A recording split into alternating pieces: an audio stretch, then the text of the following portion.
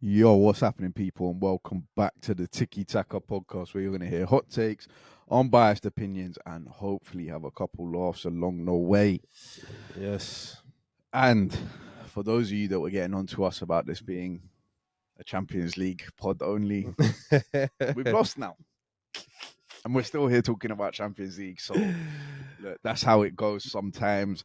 We're going to cover the Champions League semi-finals, talk about Arsenal losing at home to PSG, whether that tie is over. We're going to talk about Barca versus Inter, Lamine Yamal restoring the feeling.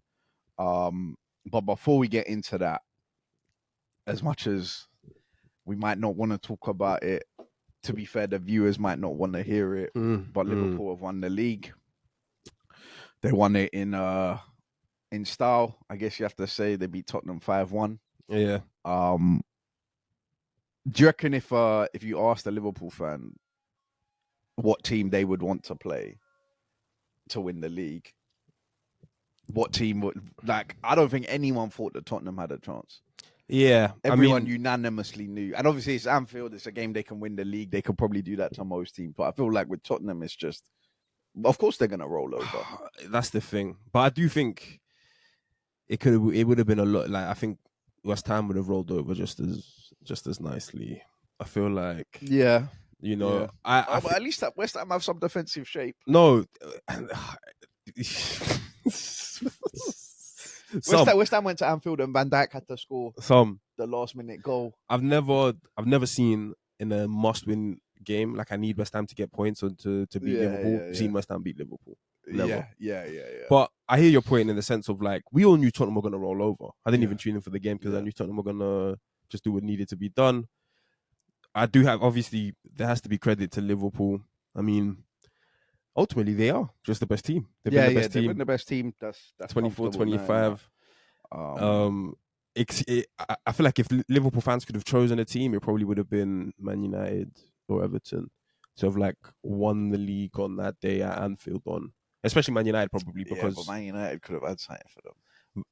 I mean, they did this year. But that's the thing, is now it's the whole, like, most successful team in English history type even stuff. Gary Neville's coming out saying that. Yeah. So if you do it over United to be the most successful, to join them is the most successful. But do you remember when City had the chance to do it to United? Yeah.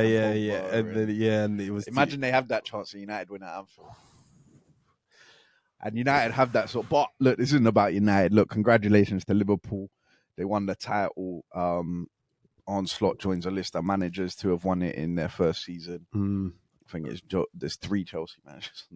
I saw that. Carlo. And look, he deserves his praise. He's obviously come in and without actually signing a player, which we've had conversations off it, I actually think might have been beneficial to him because he's just got Klopp's squad with Klopp's kind of DNA. And he's not, maybe if he had signed 1 or 2 of his players, his style of play would have changed and he wouldn't have used Gravenberch in a certain position or whatever it is. But he deserves his praise. He's come in and he's won the league. And as much as they were the best team, and look, you can call me salty, but at the end of the day, we're 2 Arsenal fans on this podcast. If Arsenal, when they're fully fit, I stand on it with both feet, we're better than Liverpool.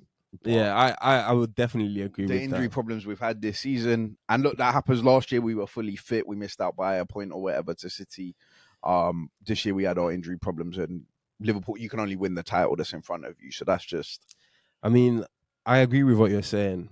It's bold to say that, though, before we play them next weekend. They could battle us. Yeah, but it's irrelevant now, isn't it? It is irrelevant. But anyway, even if they did beat us... I'll see you next season. Even if they did beat us next weekend, it would still be, like, the first time they've beaten us in the league for, like, 3 years or something. Yeah. We've got a good record. I agree with you. And look, when we buck you next season and Van Dijk has to deal with Gyökeres, we'll see. 34-year-old Van Dijk. Second season Marino. Bucking Gyökeres. Things only go upwards from here. in the 10. Nico Williams. Nah, look, a credit to Liverpool, credit to Slot. Salam, Van Dijk. I think obviously those two surely get second prem now. Get the most praise. When you talk about sort of Klopp's DNA and everything, I feel like Slot, and this does sound salty, but Slot couldn't have got luckier with the fact that he got 31-year-old Salah and 33-year-old Van Dijk, who are, like, at this stage of their careers, so professional, so on top of it. Salah, we could tell he trimmed the buzz cut in the summer. He was working. Everybody knew he was coming back on smoke. Yeah, obviously Van Dijk does the same thing. He's training. He's doing this. He's doing that. So it was kind of that thing of like he's got the two, best players in their team. People say like 2 of the 3 or the 4 top 5 best players in the league. Yeah, at still somewhat in their peak, consistently week in week out, being able to do what they do for him. So he's and that's Klopp's leftovers. And like in terms of Arne Slot getting the slice of luck that maybe he's warranted or whatever, you guys are saying. I mean, there's an argument that Salah's put in the best Premier League season ever from an individual. Yeah. I mean, I'm not saying I agree with that, but if Arne Slot's come in, then guys can make that argument about your forward player. I definitely think it's Salah's best season. I said that even if he doesn't reach the numbers of that crazy season where he got 36 or 37 goals, I said it in like Jan that I was like, I think this is the best football Salah has played in his career. He's all round. He's top goal scorer, top assister, but it's not even just that.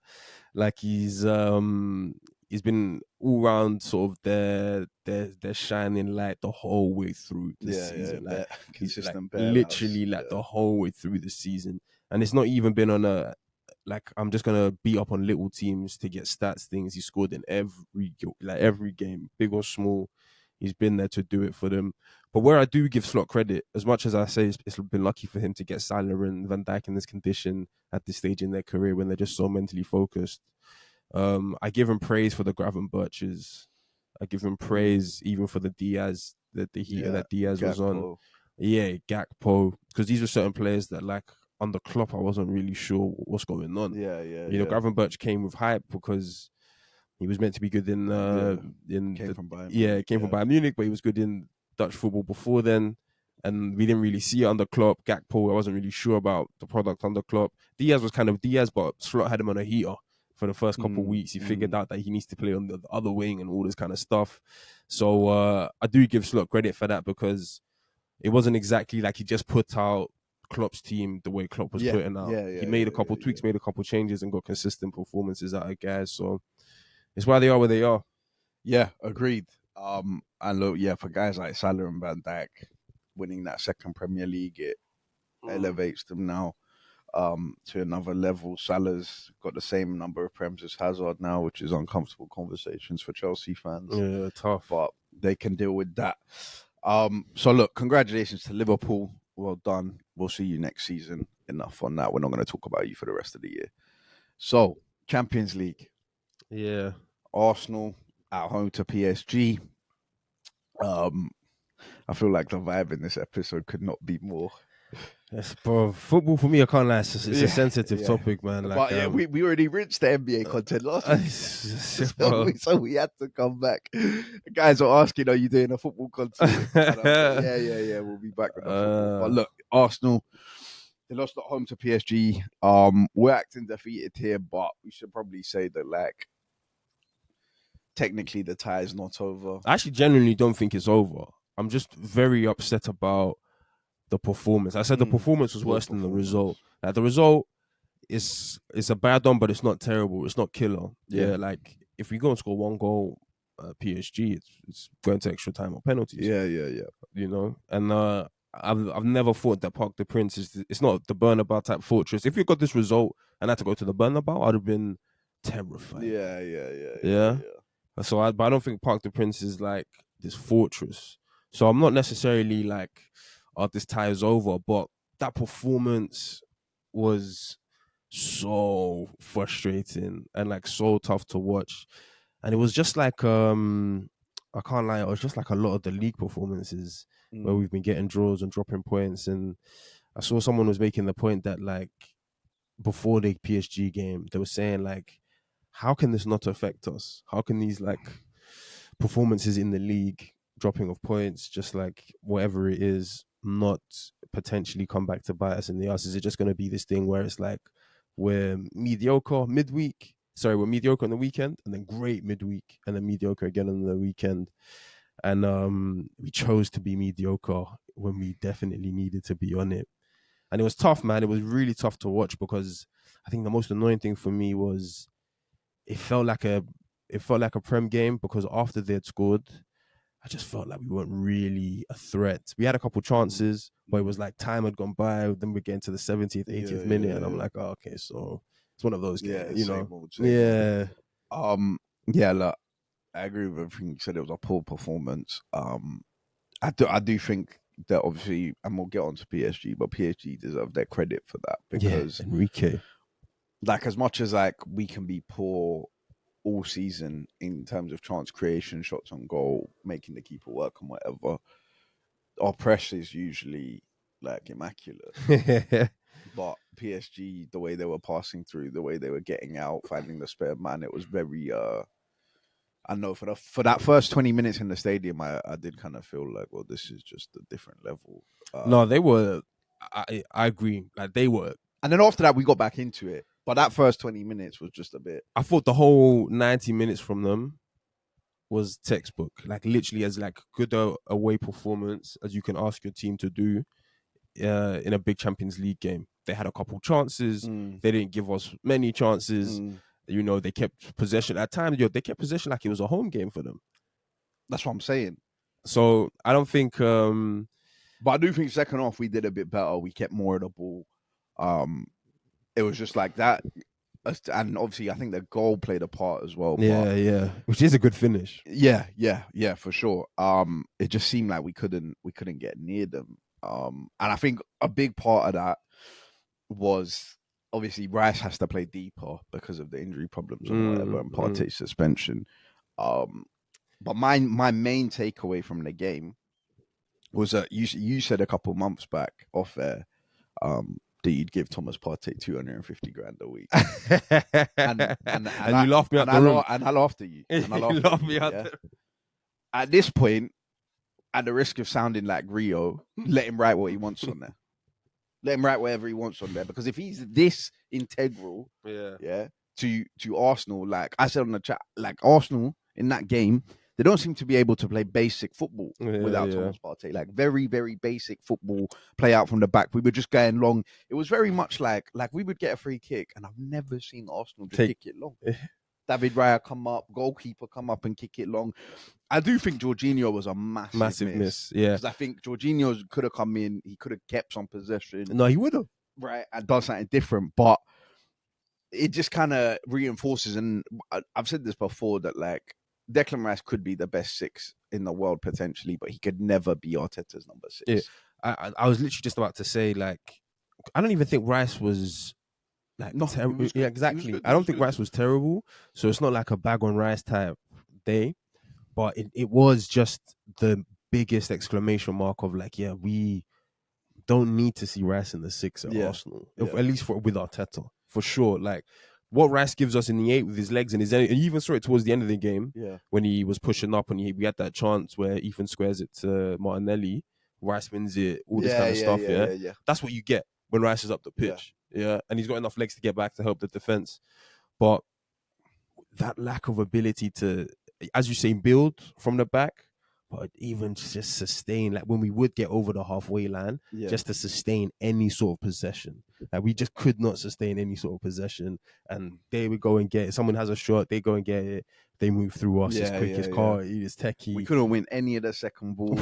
And the thing is with Rice is that like it's not a case of him hiding. Which we'll get onto some players, because some players maybe are hiding. But I just don't think that's like, we talk about Thomas Partey and how Thomas Partey, we don't know if he's aware of the risk he takes on. Yeah.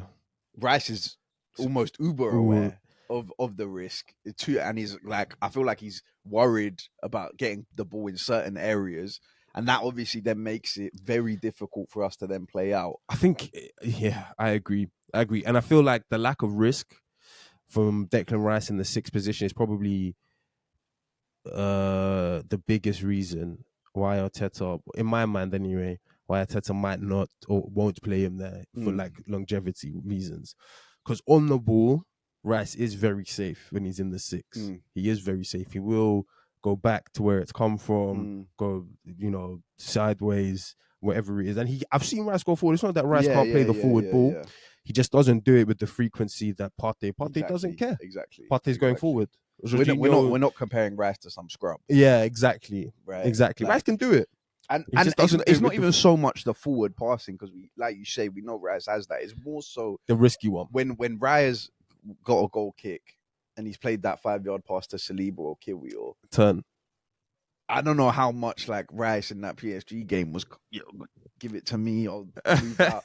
Whereas Thomas Partey comes with the guy on his back, he'll get. That's what I'm saying. I feel like that. It's more that kind of stuff that I think Rice is like, well, if this guy's right on me, then the risk is too high to. I just think Partey fundamentally knows if I beat someone, if I turn, if someone's on my back, if I beat someone, there's an overload somewhere. Yeah. Fundamentally, that's in his game. And the Trossard chance, play it quickly. The Trossard chance comes from Rice beating someone 1v1, driving through. You think if Thomas Partey did play in that game and he, like you say, he beat someone 1v1, the whole pitch then opens up. And I think the frequency that Partey takes on risk is why we generate so many attacks, because that overload is exploited quite often. Yeah.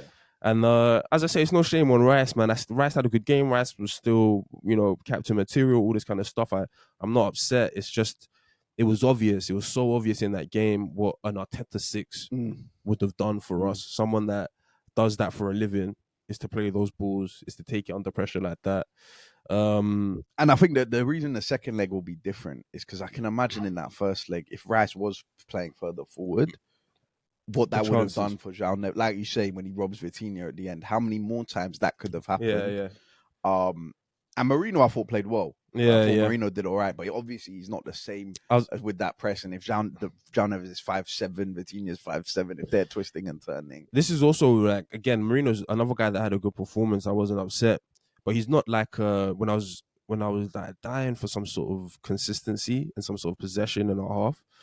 Mourinho's not a high volume passer. He's not even like, he's Spanish, but I wouldn't even say he's a to me to you guy. Like he can do it. Obviously he's Spanish, but like he's like so good at the not just final action, but I need 2 touches to really do what I need to do. I need 3 touches to do what I need to do, and like it's different. And also Mourinho, I'm pretty sure he's being instructed by Arteta that like when you get the ball, you give this to Martinelli ASAP. Yeah. And it's a progressive ball. He gives it to Martinelli in the 1v1, and Martinelli has to try and do. And he gives it to Martinelli on like, I don't need this one back. Exactly. You go with that one. Yeah, that's Arteta's instruction. Though. like I'm getting into the box. I'm giving. Someone will play Martinelli ball with like, give me that one back when you get it. Just have a touch and give it to me. Yeah. Marina's like, no, go. It's not like Saka and Odegaard. Yeah. I agree. You feel me? So it's like when you're trying to keep possession, it's not like a knock on Mourinho. That's the ball that will win us the game. You know.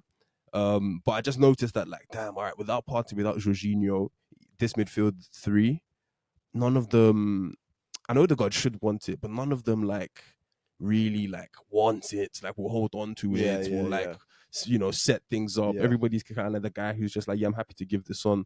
Yeah. And look, so that was obviously the biggest takeaway. The second biggest takeaway for me is just, like,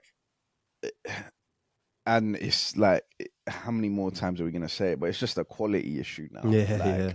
I mean, the bench is ridiculous, and that says it all. Yeah, well. Even Nick messaged me with a screenshot of the bench and was like, "Well, Arteta's working miracle." Yeah.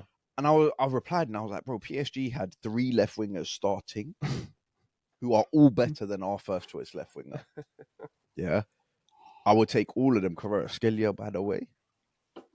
Serious, it's a problem. Serious. Even do it. I'm not not on board with the Timber was getting moved. I'm not on board with any of that. The Timber he didn't get dribble pass. Timber wasn't getting cooked. Exactly. But that there was a tweet. But he was a problem. Kvaratskhelia was a problem. I think all of the like PSG wingers, bro, the excitement, like Doué, even Doué. Doué wasn't. He was good. Don't get me wrong, but it's just the like type of football he wants to get on the ball and show you what he's got.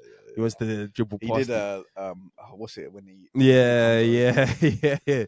I respect it. I'm not one of the haters that's like, football needs to play like a cardboard cutout. If you've got it, if that's your bag and you're gonna do this consistently, all right, we'll see what you have versus Timber, Skelly, and he held his own. He did all right. And I think Dembele was causing a lot of problems for Kiwi and Saliba because they just they just didn't know where he was going. He was going into midfield. He was going out wide. There were overloads. No, Enrique. Yeah.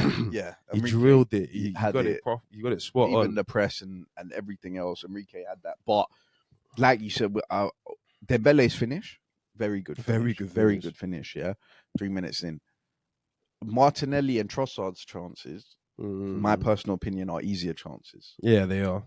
Right then, and that's what I mean. It's a quality issue. Like, I don't want to be an XG nerd or a data nerd, yeah, but they're saying on Twitter that of all 4 semi-finalists, Arsenal created the most XG. So I'm like, well, Mikel Arteta's done his job then, right? If we've created the most, surely, and the Martinelli chance, like, you just have to score that. Yeah. Like, that's probably easier than the Trossard one, but both of them, to me, I think in a Champions League semi-final, have to go in. You take that chance. And that's just a quality issue, which is the thing we knew last year, which we didn't address in the summer, which it's just gonna annoy me, man. It goes back into a roundabout. I agree. I don't know, like, I feel like both players, I agree, have to take those chances, but I come on more to, like, we needed to create more than just that. Like, I don't know. I agree. It's the same thing, because if I look at those chances in isolation in the semi-final, you have to take those chances. But I need to see, and this might sound greedy, but like another 2 or 3 of those chances in a home game. You know, we're at home. We knew we needed to push for a win, or at the bare minimum a draw. Yeah, and I just feel like, all right, Martinelli's missed one, Trossard's missed one, but we know both of those players are gonna miss one. You know, yeah. So we need to get another one for them, or we need to get one for Saka. We need to do, Saka, every chance he got, he had to get out of the mud. Yeah. Every chance he got, he had to get out of the mud. Past you seen that still image of the ball with Saka, 6 PSG players. I needed one, even the Mourinho, it was like a set piece goal type thing that was disallowed. I needed one for Mourinho to try and get his head onto, or try and get. I just felt like we needed. And we did create a lot of XG, and that I feel you. Like, Martinelli should have done his thing. Trossard should have done his thing. I just wish that it wasn't just those 2 chances we were hanging our hat on to at home. If it's away from home, yeah, I'll be like, we have to take those ones away from home. But then I'm like, how many more clear cut? Yeah. Champions League semi-final, against a very good PSG team. Yeah. Like, we look at the PSG chances, and obviously, so the Dembele one, we've already spoken about that. The other ones I remember, the Gonzalo Ramos one where he hit the bar. Yeah, Doué had one in the first half as well, where I makes a good save. And Barcola when he puts it wide. Yeah. But the Ramos and Barcola one, I feel like, come because Arsenal really trying to press on to try and get a goal, try and get something, and whatever. I don't think there's too many. Like, a draw was probably a fair result in my opinion, right? Because I do kind of just think Martinelli had the easiest chance of the game. And on the Trossard one, Donnarumma makes a good save, which can happen. Yeah, Trossard, right? But I still think, obviously, Martinelli's one is easier. I still think Trossard should score. And that's just how it is, man. I think if it's Kvaratskhelia in Martinelli's position, if it's Dembele in Trossard's position, and it's just annoying and frustrating that we're here, like, at basically the same point that we were in the Bayern Munich game. Except in the Bayern Munich game, we actually didn't even really create a chance. Yeah. Now we've created the chances, but we didn't do the business we should have done. And no, there is for me a mental step that the team need to take still. Like, there is, I don't know, I just feel like the Dembele goal knocked a lot of the wind out of our sails and made quite a few players. I don't want to say quite a few players, but like play within themselves. Yeah. I just felt as if, like, I think it shocked them. Or they were nervous. They definitely didn't want to go 2-0 down, and they played. And you can imagine when they're going to press PSG the first 5 or 6 times they do it. And João Neves and Fabian Ruiz turning out, finding the spare man. Yeah. You can imagine that's probably quite demoralizing. And that's like natural human behavior.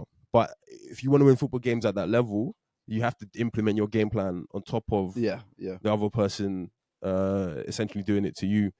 So I just thought that was a little bit evident, man, and it was tough to see. And it comes down to a quality thing, because if you get that goal, it changes everything. The mood in the ground changes, the confidence in the players. If the Marino changes. one had stood, I honestly think we win the game. You feel me?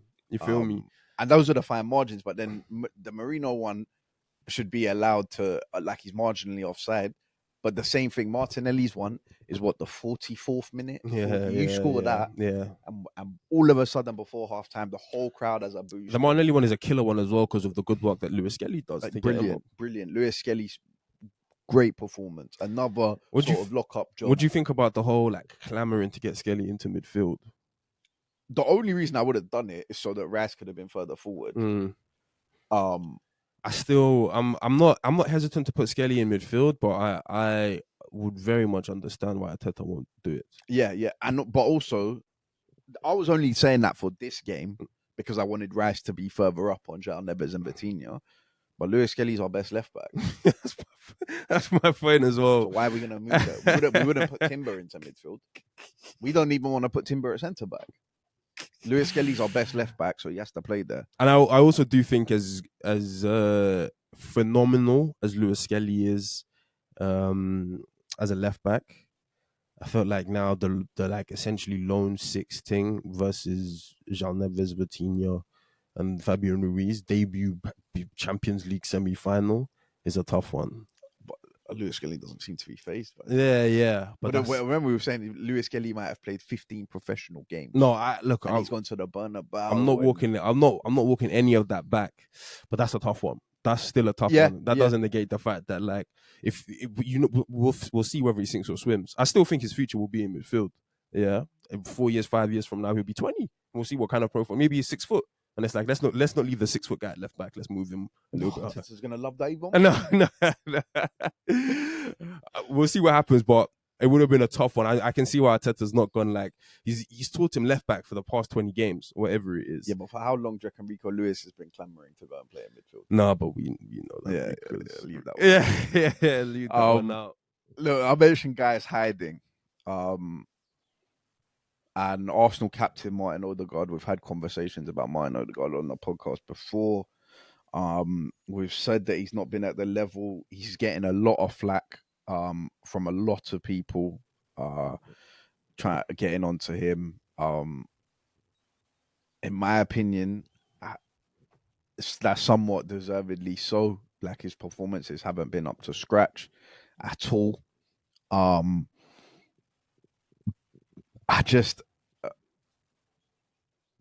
at the point now, and I've said this before on the podcast, and I've said it to you privately. Like I'm done killing Odegaard. Same. From March, bro. From March or February, whatever it was, the West Ham game, I think.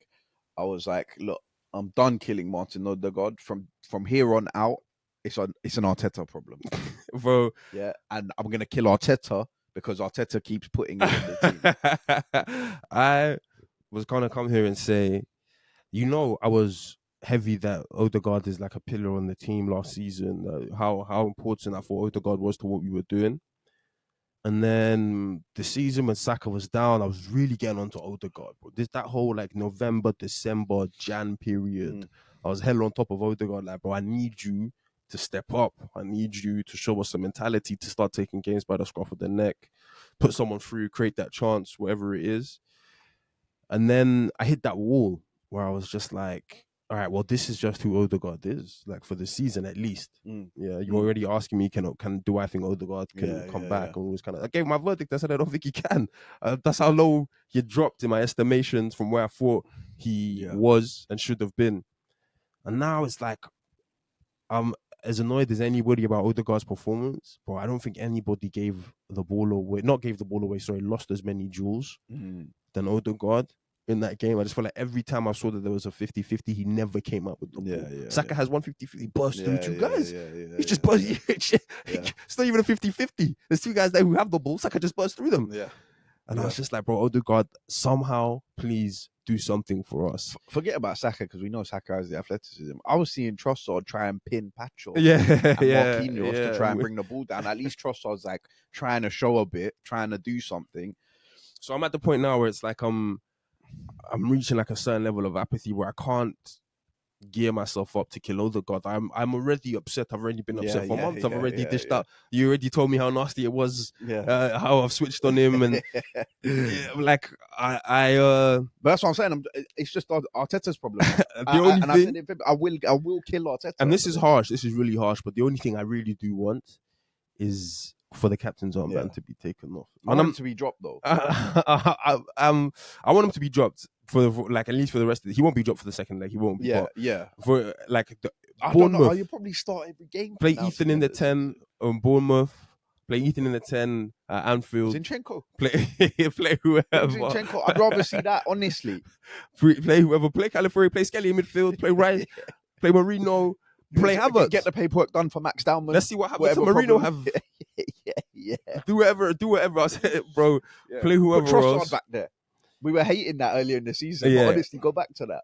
And I remember this is like another full circle moment. I remember a couple, maybe was it not last year, 2 years ago, whenever it was, 3 years ago, maybe now, we were talking about like the Arsenal captaincy and how much it means nothing. Mm-hmm. Like we didn't care who was the captain because how much does being the Arsenal captain mean?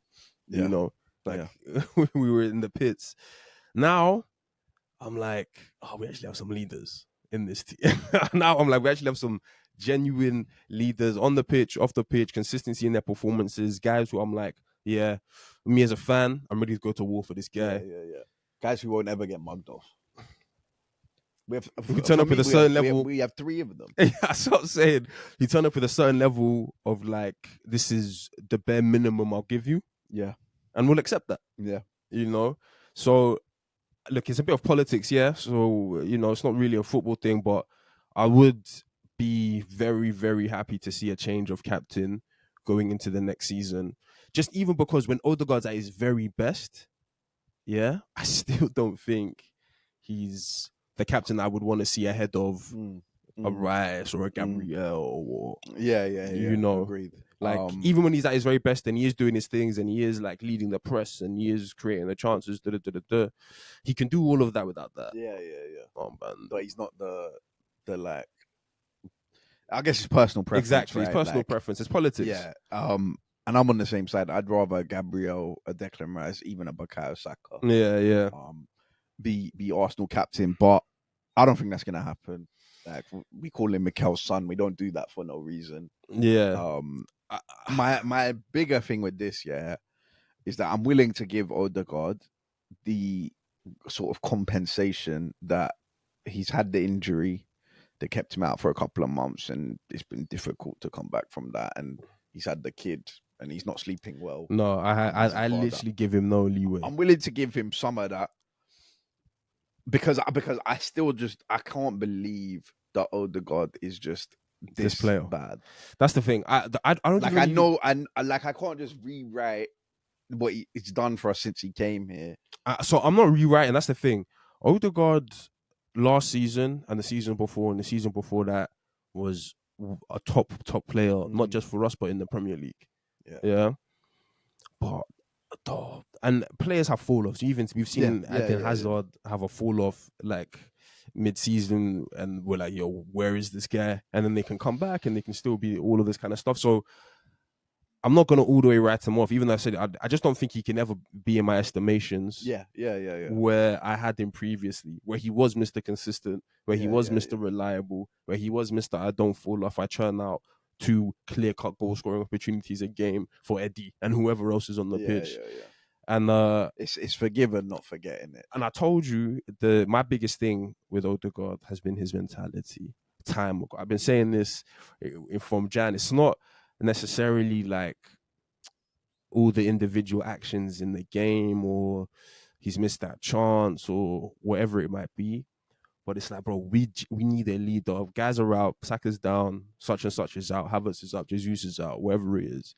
We need a leader, not just for the politics stuff, for the interviews and the media and all of this. On the pitch, someone's going to grab this game, this moment by the scruff of the neck and show us like, I am quality, I am Arsenal captain, I am X, Y, and Z.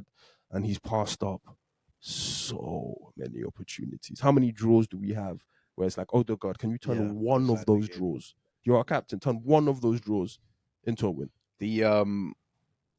Like we could probably do this as another episode talking about number 10s, but when we talk about captains, and you look at what Bruno Fernandes does for Man United, and look, we don't want to give United praise and whatever, but I genuinely do look at Bruno Fernandes in those things. Like, how many times does Bruno bail out United? Yeah. From 0 points. Yeah. Like, for United, it's probably they're losing because they lose most games. For us, it's we're drawing, trying to win. But how many times does Bruno bail them out with something? And even yesterday's European semi-final, he scores twice. Make sure he buries his pen. We'll see what the God does with his pens as well. Like, there's just and still unanimously, people can probably say that Odegaard's a better footballer than Bruno Fernandes. Yeah. But if you had to pick one, I think it's fairly obvious because the other Bruno Fernandes tends to turn up in these quote unquote big moments. I can't remember the last time Odegaard gave us something like that. Well, it's whoever the like Odegaard stands are. It's been a tough season supporting Odegaard. Whoever they are. I detached. I already left the boat. I was off the ship. Whoever they are out there, it's been a tough season supporting Odegaard because we've had numerous, and that's why I can't even give him the injury. Obviously, he was injured. It's tough to come back from injury, but that was in November. We're now in May. Yeah. We're now in May, and it still feels like a November performance. You know, which was actually better. His first game back. Oh man, look, that's enough on Arsenal PSG. The last thing I'll say is shout out Jakub Kiwior. Again, just doing your job. But yeah, so Barca versus Inter was the second semi-final. Very, very good game. Great game, man. Yeah, in the new camp, and there's no other place to start other than the Lamine Yamal show. Think Dumfries? You want to give Dumfries his love? He's actually second. No, I'm joking. I'm joking. I've got Dumfries scoring from 2 corners. Inzaghi's dropping the blueprint. But no, it has to be Lamine Yamal, man. I'm part of the Lamine Yamal best player in the world camp. Like, I don't care if it's too soon. I don't care if he's too young. I don't care about many of those other things. I do agree with the whole, like, sometimes, bro, when you just see football, it's like it's just as obvious as that. I don't need. Did you see what Inzaghi said? I haven't seen something like that in 8-9 years. Yeah, like I don't need the spectrum stats. I don't need the second spectrum stats that JJ always talks about. If you really dig deep and go beyond the surface, It's funny. I'm seeing guys say they're talking about players and they're like, "Oh, he's not as good as Lamine Yamal." Whoa, relax. Why are you doing that? We don't have to compare them to the closest thing we've seen to Messi. Like, yeah, I don't necessarily need to see the numbers and how many goals or scored, assists, or whatever he is, but this guy is electric. Yep. We've been saying it all season. He's electric. In that game, it is like so obvious how Barca were like, we just need to get the ball. Yeah. I know that playbook. Yeah. That's the Saka playbook. Yeah. Every time a midfielder got on the ball, it's how can I turn to the right and get the ball out to Lamine Yamal? And every time you got the ball, you made something happen. Yeah. Like every time you got the ball, it's a chance, it's a shot at goal. It's DeMarco had to get hooked. DeMarco. I love DeMarco. Italian international. That's my guy. Yamal's operating in the DeMarco Bastoni channel. In the first 5 minutes, I saw Bastoni put his arm out, Lamine Yamal holding his face, crying. I was like, "Oh, okay, interesting."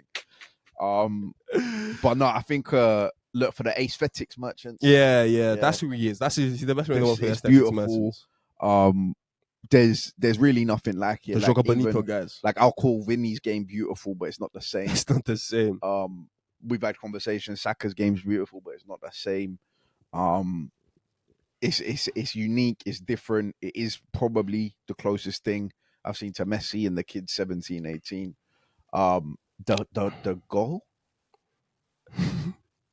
Like when Inter go 2-0 up, you said in the chat, "Is this game over?" Inter have just gone 2-0 up. I think Inter have conceded 4 goals in this season's Champions League. And one of them, they scored 2 goals in the same game versus PSG. They already won the first leg. Yeah. So look, and it takes something like that to score against Inter, right? And we saw the goals that they scored and whatever. I mean, the way he comes inside and the way he bends that in, and it looks, when you're watching it, like it's so easy. But it's obviously not.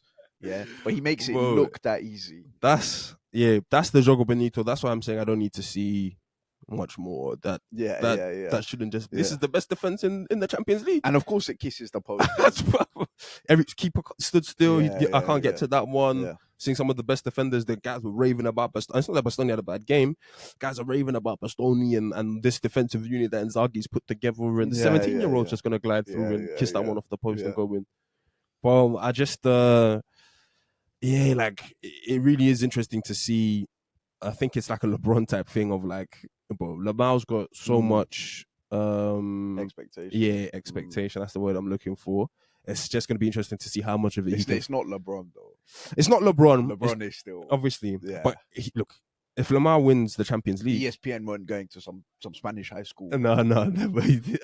But however, I saw a photo of Lamar. They were like, "This is Lamar before COVID." Bro, he was a toddler. The guy was like 11 years old.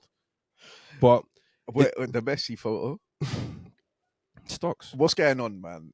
That's not like. I think that's one of the most. I don't even know what you call it. I want to say nasty work. He won a competition. I want to say nasty work, but it's not nasty work. But somehow it's nasty work from Barcelona. They've got the king to baptize the prince. How did they know he's the prince? He can't even run at that point. He can't even walk. The Messi photo's gonna go. Is crazy. I like the photo's already gone triple platinum, but it's when we look back over time. It's gonna go quadruple platinum. And no, but I say it's it's like the LeBron thing in the sense of like, yes, it's just a huge amount of expectations that shouldn't be on a 17-year-old. And like, how much of it can he live up to? And as we're saying that, he's already got Euros. He could potentially win the league this year and the Champions League this year. And if he wins the World Cup, next year, he's already got the Copa del Rey. Yeah. He's done it all at 18. Yeah. so it's like, bro, yeah. I just think that was he given best player at the Euros? Yeah, he was. Yeah. Well, no, I think Rodri. Was it Rodri? Rodri won one of the awards. He might have been best young player. But look, Yamal could have won that easily. He's ridiculous, man. He's literally ridiculous. Crazy. Look, you mentioned Dumfries. Dumfries scoring from 2 corners. Big Dens. And that's I spoke about the Dumfries box crash. And that's why I give Inzaghi, bro. Inzaghi's so good. 2 corners. I give Inzaghi his credit. They were even saying before the game, Denzel hasn't been playing. It's been Darmian. But he's chosen to go for the more attacking fullback today with Denzel, who likes to bomb forward. He's chosen at the Camp Nou to go the more attacking fullback. Inzaghi's thought the plan through. If I can get this right. And as you say, Denzel scores. I think Inzaghi knows he's here for set piece. It looked like an NBA thing. It looked like gold. It literally looked like Rockets versus Golden State Warriors. It's like Steven Adams and Şengün and all these Jabari Smith are at the ball. Pedri, all these small little guys. Yeah, Lamine Yamal's tall, but he's 17. But I think Inzaghi's probably gone. Yeah, look, they'll have their X Factor goals. They can have their X Factor goals. We're gonna have our corner goals. We're gonna have this. I think Inter played better than they thought they would play, and I'm sure the Thuram goal. Great goal. Yeah. Great flick. Start As I said, when Inter got 2 goals up, how many times is that game not over? I thought the next 70 minutes was going to be like an Arsenal thing of just like, this game there's not much in it. Yeah. You know, it's just midfield play. So I think Inter could have won it. Like as great as Lamine Yamal was, but Rafinha's goal. Yeah. Rafinha's goal was as great as like all the goals in the game were ridiculous. You know, Lamine Yamal was incredible. Rafinha was incredible. Pedri was incredible. Inter could have won it still. They were a toe offside. Yeah. And I can't even believe that Inzaghi has a game plan that can work out in a way in which he can score 4 goals at the Camp Nou. That's what it's mad that Inter have gone 2-0 up and they haven't won the game. But it's also mad that Barca have scored 3 goals and not won the game. And I actually think that Inter will have more confidence going into the second. I don't think Barca's confidence is reduced in any way because Barca are just going to play the same. Exactly, they're just going to play the same way. But Inter must surely be feeling like some of the bullshit not bullshit, but like some of the goals that went on. Surely at home, maybe it goes in our favor. You know, we get the extra one or whatever it is. But it's mad and it's dangerous because Lamine and Rafinha could do that again next week. they very well could. They very well could. But I think the Barca highlight, I was watching it. Honestly, at one point, it reminded me of Angeball. Yeah. And obviously, Barca are quality. Hansi Flick's a quality coach. But when they played Chelsea and then 9 men, it honestly reminded me of watching the way they're squeezing up. And... It is a suicidal high line, and Inter don't have the pieces necessarily to hurt them in open play like that. Like, obviously, their first goal kind of does come from open play, but pacing behind. But like that third man run, because like they play Mkhitaryan and Çalhanoğlu and Barella, and those are all very, very good midfielders. Yep. But none of them really make that bursting run into the box. Even Thuram and Lautaro aren't like Thuram will stretch the pitch. But it's not the same. Yeah. So they're not as equipped to maybe beat that high line as they should be. But Inzaghi still finds a way. Inzaghi still will do the wing back to wing back balls. We'll force both our wing backs forward. I need you guys. It's really sort of well poised. And I was thinking about it would have been a tough game to lose for either team. As you say, imagine scoring 3 on either side and still losing that game. Yeah. Especially, but Barca had lost 4-3 at home. Going to the San Siro, knowing that you need to win. That's going to be a good game, though. I'm looking forward to that. I think it's slightly advantage Inter just because they're at home. But like I said, it's a dangerous way of thinking. Oh well, they're not going to get that judge. Because it's not really judge. Because it's not really judge, exactly. It's quality, right? If there wasn't any dodgy decisions or nothing like that, it's just that Lamine Yamal... Like Lamine Yamal. Do you know the one in the second half when Lamine Yamal off the crossbar? I was like, if that goes in, what the fuck are we doing? But I think they also should be worried because Inzaghi said I haven't seen anything like that in 8 or 9. But you know what that tells me? The Inzaghi plan. That's why I said they should be worried. They should be very worried. The tape. I need to get all the tape. Inzaghi's watching him at 11 right now. He's watching all the tape. He's getting all his under 15 highlights up. All right, so this is how we need to plan for it. There was an under 15 coach that did this. He had some great success. He's looking at Hansi Flick's managerial record. I tell you, Bissek on this side, Bastoni on this side, De Marco on this side. Dumfries in the channels. Yeah. Only Damian. This left side midfielder. That guy, he came on, he did well though. Augustus. Yeah, for De Marco. He came on, he did well. He's got a little bit more P&P, it seems, about him. He gets about. Yeah. But yeah, I can't wait for the second leg of that. And look, we're not going to talk about Europa League because it's a second-rate European competition. It doesn't matter who wins that. But it is probably a United-Tottenham final. We'll find out next week. So we'll probably talk about it next week. MVPs and rookies of the week. I've got a couple to reel off. This is going to be very NBA heavy. As it should be. Of course, the first one, I have to give this guy the first MVP. Julius Randle. Really? Right, because... I didn't think he was going to go with him first. I have to go with him first. Well, Timberwolves, I kind of had overall, but I only wanted to pick one. Jaden McDaniels had a very good series. And Edwards, obviously, there's claims that he could be the face of the league. Rudy Gobert had a big game. Now, all these guys, but Julius Randle, across all, 5 games? I think he got 20-plus points in every game. Defensive plays, offensive plays. I think he was...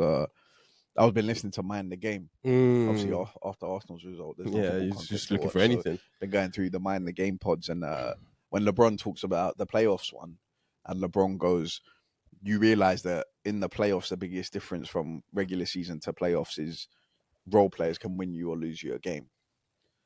And in that Minnesota team, Randall's probably a role player. Yeah. And I think he's won them a fair few games.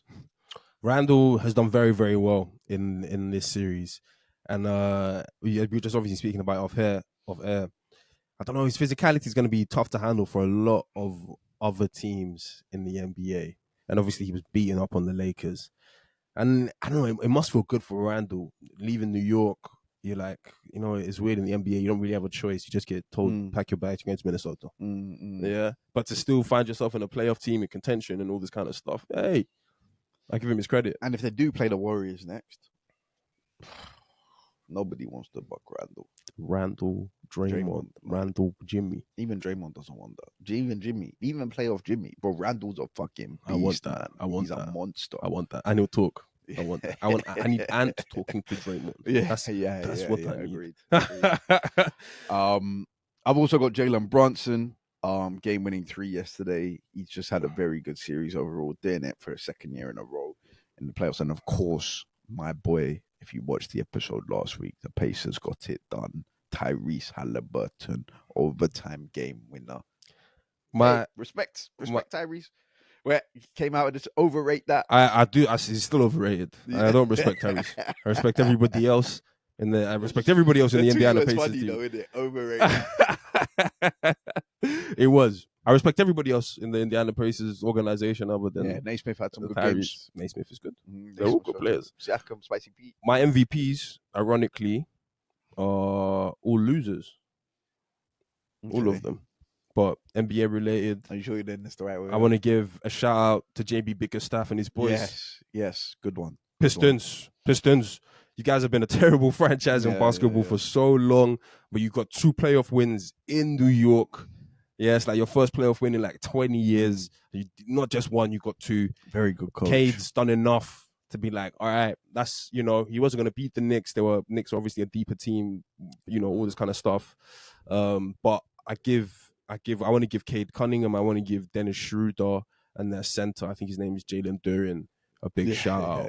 Because you guys were balling. That Jalen Duren apparently has he's in a company with only a couple other guys for what they've done in their first ever playoff series. Yeah. Rebounds. They were doing their things. So shout out to Detroit. Shout out to Detroit basketball. We'll see what you guys are on next year. If you can get some pieces, maybe make it a little bit more interesting. I'd love them to get the Knicks again. I love the way they was like chirping at each other. And shout out JB Bickerstaff, bro. This coach makes me laugh. The way he like cheers on aggression and cheers on like getting into people's faces and all this kind of stuff. He doesn't shy away from it. My second MVP to another loser, Giannis. I saw what you did out there, bro. Yes, 4-1 loss, but I talk about having a team on your back. Every game, 30 points. Every game, 20 plus rebounds, 15 plus rebounds. And talk about no help. Yeah, bro. So, I've got massive respect. And, bro, I've got even more respect for Giannis for not folding up Tyrese Halliburton's dad. I was actually going to give him a rookie. Is it? Tyrese Halliburton's dad or Giannis? No, Tyrese Halliburton. Oh, yeah. So I give the Pacers front office have banned him from home and away games for the foreseeable future. Is it? Yeah, bro. Rightfully so. Rightfully so. Like bro, the wherewithal that Giannis has right after being sent home. Yeah, bro. You gear yourself up. 82 games. Giannis has played however many games this season for a deep playoff run. No help. Dame's out. All this kind of other stuff, and you've not got a player. Got players dad. Yeah. In your face. Even Halliburton said it wasn't right. Yeah, you like if it's a player, it's like still disrespectful, but it's within the competitive spirit of the game or whatever. But you got players dad. Giannis could just look like he was just wanted to pack him in, fold him up, send him home. So I've got a lot of respect for Giannis. For that and for the series, like bro, you played your heart out. You left it all out there, bro. You need a move, or they need to blow some things up in the franchise. Another MVP. I actually want to give an MVP to Greg Popovich. Yeah. Great tenure. Moving upstairs. That's the most NBA most winningest coach. That's from Shams. The most winningest. That's the most NBA move. The coach that's been there for 15 years just has moved him upstairs. I mean, he's 20 years. Spurs DNA. He is Spurs DNA through and through. It doesn't get more Spurs than Greg Popovich. So I'll give him his respect, give him an MVP. I think that is it. Who else is gonna get an MVP from me? Yeah, everybody else was sort of as expected, no? And a lot of the other games are still going on. Yeah. Rookies. I've only got one rookie. Actually, I'll tell one more MVP. Go on. Russell Westbrook.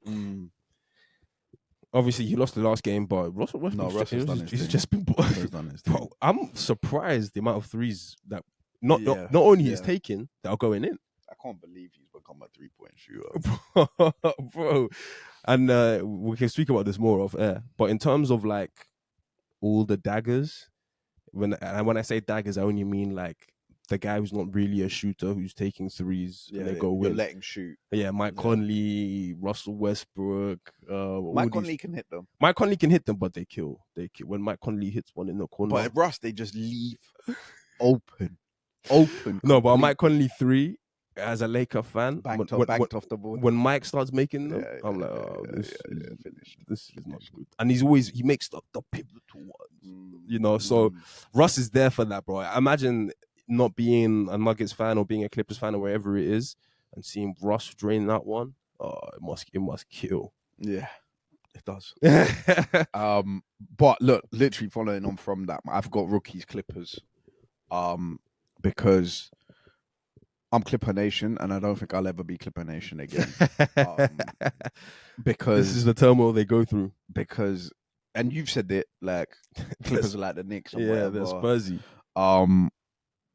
But the Clippers, I'm giving them a rookie because they managed to win last night, and it's 3-3, and they're going to a Game 7 in Denver, and they could win it. Yeah, but any like real expectation that anybody had of the Clippers really going somewhere. Yeah, it's dissipating. And I don't think they'll win tomorrow. I actually think Denver are going to beat them. Like the Clippers team do not want to defend. They do not want to defend. They just think Zubac will do it. Zubac will stop Jokic.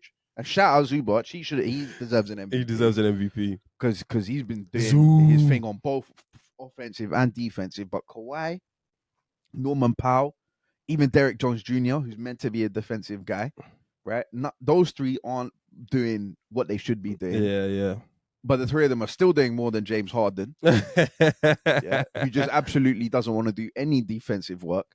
When guys are driving at James Harden to get a layup, James Harden doesn't want any part of that. It's so frustrating to watch because it's like watching a team that you know is so talented. Yeah, not and could really like go and do something. That's why Batum has to get minutes. Yeah, because you would have seen yesterday Batum making the plays. Yeah. I mean, he only got 6 points, but the commentator was like, "That's the MVP of the game." But you know, Nick Batum, he goes hard. Yeah, you know what Nick Batum is. They were bringing up the clip of him at the Olympics. Yeah. But yeah, the Clippers, man, you're so unserious. Some of my rookies. I